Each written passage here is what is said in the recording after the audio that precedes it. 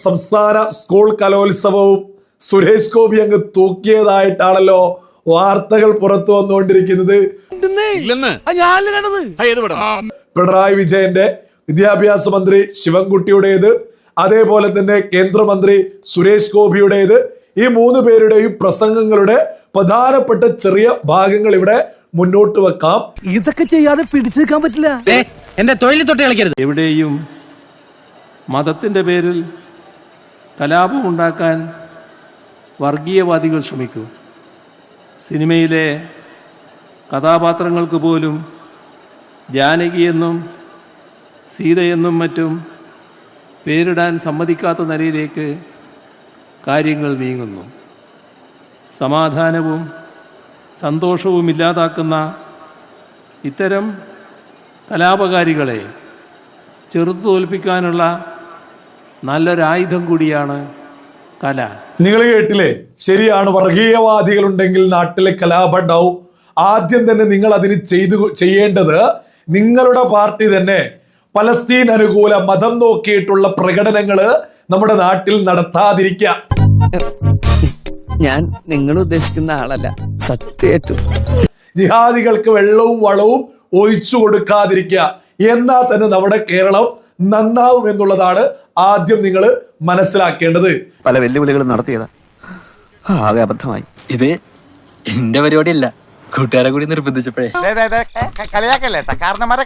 ഇവിടെ എമ്പുരാൻ സിനിമ പോലും കേന്ദ്രം ഭാരതീയ ജനതാ പാർട്ടി ഭരിക്കുമ്പോൾ കേന്ദ്രത്തിനെതിരെ പച്ചക്കള്ളം വിളിച്ചു പറയുന്ന എമ്പുരാൻ സിനിമ പോലും നമ്മുടെ കേരളത്തിൽ ഓടിയതോട് കൂടിയിട്ട് മലയാളികൾക്കറിയാം കേന്ദ്ര സർക്കാർ ഒന്നിനും എതിരെ നിൽക്കുന്നില്ല എന്നുള്ളത്.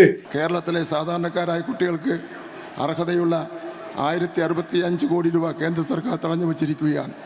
അത് ലഭിച്ചില്ലെങ്കിലും നമ്മുടെ കുട്ടികൾക്ക് ഒരു കുറവും വരാതെ നോക്കുവാൻ ഈ സർക്കാർ തയ്യാറായിട്ടുണ്ട്. എത്ര പച്ചക്കള്ളായി വിളിച്ചു പറയുന്നത്. കേന്ദ്ര സർക്കാർ നേരാവണ്ണം തരാനുള്ള എല്ലാ ഫണ്ടും തന്നു എന്ന് കേന്ദ്രവുമായി ബന്ധപ്പെട്ടവർ കൃത്യമായിട്ട് പ്രഖ്യാപിച്ചതാ. മറ്റൊന്ന് PM ശ്രീ പദ്ധതിയുടെ പണമൊക്കെ ആണെങ്കിൽ നിങ്ങൾ അതിന് കരാർ ഒപ്പുവെച്ച് മുന്നോട്ട് പോകണം. ആ പദ്ധതി കേരളത്തിൽ നടപ്പിലാക്കണം. രാജ്യത്തിന്റെ പ്രധാനമന്ത്രി നരേന്ദ്രമോദിയുടെ സ്വപ്ന പദ്ധതിയാണ് PM ശ്രീ. അത് കേരളത്തിൽ നടപ്പിലാക്കൂ.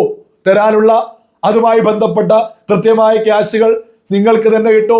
PM ശ്രീ പദ്ധതി എന്തുകൊണ്ടാ ഈ പറയുന്ന ഇടതുപക്ഷം നിർത്തിവെച്ചിട്ടുള്ളത്? കേരളത്തിലെ ജിഹാദികളെ പേടിച്ചിട്ടല്ലേ, അവരുടെ പ്രതിഷേധങ്ങളെ പേടിച്ചിട്ടല്ലേ? അതേസമയത്ത് രാജ്യത്ത് കോൺഗ്രസ് ഭരിക്കുന്ന എല്ലാ സ്ഥലങ്ങളിലും PM ശ്രീ നടപ്പിലാക്കി മുന്നോട്ട് പോകുന്നു. എന്തിനേറെ പറയുന്നു, മാഹിയില് ഉസ്മാൻ ഹയർ സെക്കൻഡറി സ്കൂള് എത്ര ഭംഗിയായിട്ടാണ് അവർ PM ശ്രീയെ കുറിച്ചൊക്കെ പച്ച മലയാളത്തിൽ ആ സ്കൂളിലെ പ്രധാന അധ്യാപകൻ പറയുന്നത്. അവരായ അവരുടെ പാടായി, അവരെന്തെങ്കിലും ചെയ്യട്ടെ, നമ്മളെന്തിനാ? എന്നിട്ടും നേരം വെളുക്കാതെ നമ്മുടെ കേരളത്തിലെ വിദ്യാഭ്യാസ മന്ത്രി മുന്നോട്ട് പോകുന്നത്. എന്നിട്ട് തന്നില്ല എന്ന പച്ചക്കള്ളം ഇനിയെങ്കിലും നിർത്തിക്കൂടെ? എന്നിട്ട് ഞങ്ങൾ നടത്തി എന്നാ പറയുന്നത്. ഇവര് നല്ല ബുദ്ധിയായിരുന്നു സാറേ. ഈയിടെയായിട്ട് എന്ത് പറ്റിയെന്ന് അറിയാൻ പാടില്ല. രാഷ്ട്രീയപരമായ പരാമർശങ്ങൾക്ക് ഇതിൻ്റെ ഒരു ഗരിമ, ഇതിൻ്റെ ഒരു അന്തസ്സ് നിലനിർത്തുന്നതിന് വേണ്ടി മറുപടി പറയാൻ വേണ്ടി ഞാൻ ഇവിടെ മുതിരുന്നില്ല. പക്ഷെ അതിനൊക്കെ വ്യക്തമായ ജനങ്ങൾക്കറിയുന്ന മറുപടിയുണ്ട്. ജനങ്ങൾക്ക് ഇതിൻ്റെ എല്ലാം പിന്നിൽ കാര്യങ്ങൾ വ്യക്തമായിട്ടറിയാം. അത് കൂടുതൽ രമ്യതയിൽ തന്നെ പോകണമെന്നാണ്. പക്ഷേ സത്യം ജനങ്ങളെ അറിയിച്ചുകൊണ്ടുള്ള രമ്യതയിൽ പോകണം.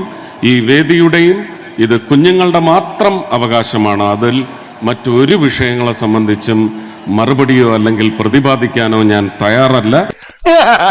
സോറി, അറിഞ്ഞോണ്ടല്ല, മനഃപൂർവ്വമല്ലേ. അല്ലെങ്കിലും സംസ്ഥാന സ്കൂൾ കലോത്സവത്തിലാണോ വന്നിട്ട് ഒരു ഉളുപ്പമില്ലാതെ പച്ചയ്ക്ക് രാഷ്ട്രീയം വിളിച്ചു പറയുന്നത്? ആ കലയെ കുറിച്ച് പറയാൻ നിങ്ങൾക്കൊന്നുമില്ലേ? കലയെ കുറിച്ച് സംസാരിക്കുക. അവിടെ വന്നിട്ട് ചെറിയ കുട്ടികളുടെ മുന്നിൽ വന്നിട്ട് രാഷ്ട്രീയം ഇങ്ങനെ പറയാം. ഏതായാലും മറുപടി കിട്ടിയപ്പോ വയറ് നിറഞ്ഞു എന്ന് മലയാളികൾക്ക് മനസ്സിലായി.